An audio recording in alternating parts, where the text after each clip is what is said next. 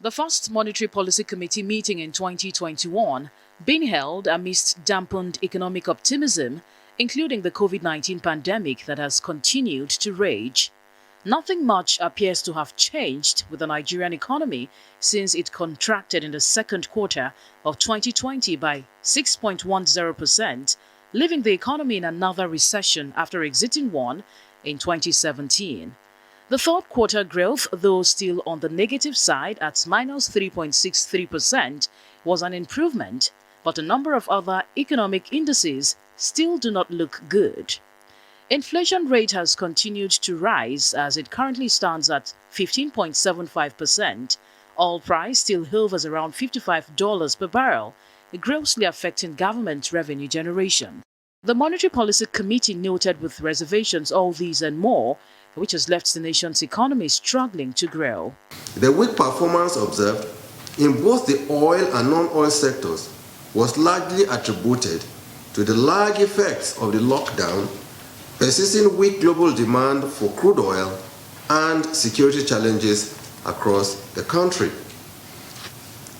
The committee, however, noted that current growth headwinds would likely moderate in the short to medium term as the containment measures and the sustained implementation of economic stimulus permeate the domestic economy.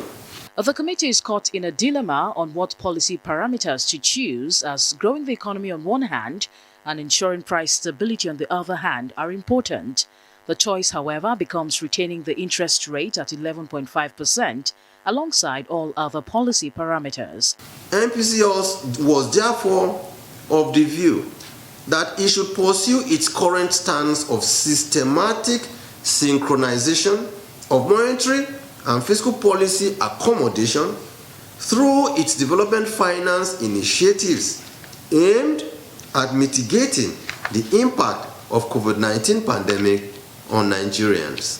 Running with these decisions, however, entails the Apex Bank increasing interventions in critical sectors of the economy. First of all, the central bank will, in the days ahead, collaborate with the Presidential Task Force on COVID-19 to begin the procurement of vaccines.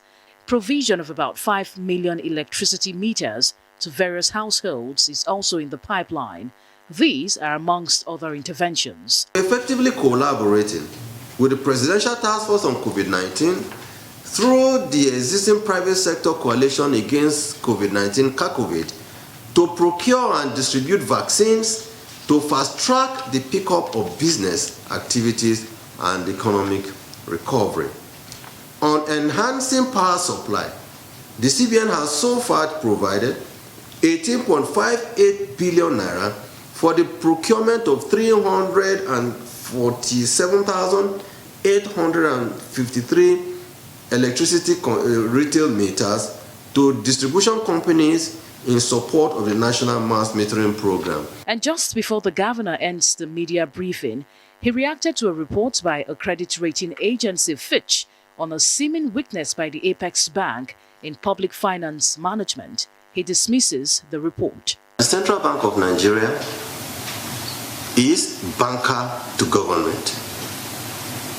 Second, let it be known that the Central Bank of Nigeria is a lender of last resort, not just to government, but also even to our banks when they run into short-term liquidity problems.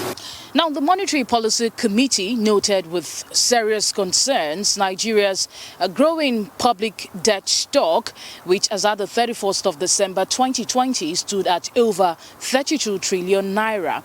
But they have asked the government to strengthen its infrastructural deficit and address growing insecurity concerns within the country, as well as taking advantage of the African Continental Free Trade Area Agreement to improve on its domestic revenue sources. From the nation's capital, Chinemerem Joseph, Arise News.